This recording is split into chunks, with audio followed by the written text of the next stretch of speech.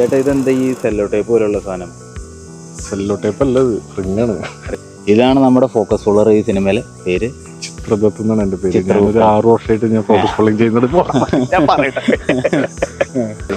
അതായത് എങ്ങനെ എന്റെ സെറ്റപ്പ്? ഈ സെല്ലോ ടേപ്പ് എന്ന് പറഞ്ഞാൽ ഇത് നമ്മൾ മാർക്ക് വെക്കാൻ ലഭിക്കുന്നതാണ്.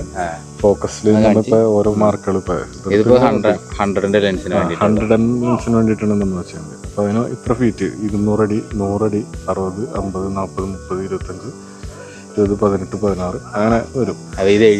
ആർട്ടിസ്റ്റ് അടിക്കണക്കാണ്. നമ്മളിപ്പോ യൂസ് ചെയ്യുന്നത് അടിക്കണക്കിലുള്ള ലെൻസുകളാണ്, മീറ്ററിലുള്ള ലെൻസുകളുണ്ട്.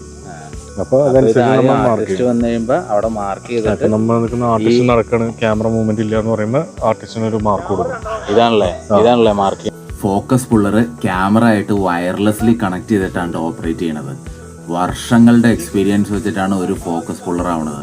കാരണം എന്താണെന്ന് വെച്ച് കഴിഞ്ഞാൽ ആക്ടേഴ്സ് നന്നായിട്ട് പെർഫോം ചെയ്താലും അടിപൊളിയായിട്ട് പെർഫോം ചെയ്താലും ഒരു ഫോക്കസ് ഔട്ട് കാരണം ആ ഷോട്ട് മൊത്തം ചിലപ്പോൾ കൊള്ളാവും. അപ്പോൾ പൃഥ്വിരാജിനെ പോലെ സിനിമ ടെക്നിക്സ് ഒക്കെ അറിഞ്ഞിരിക്കണമെങ്കിൽ ഈ ചാനൽ ഒന്ന് ഫോളോ ചെയ്തേരെ.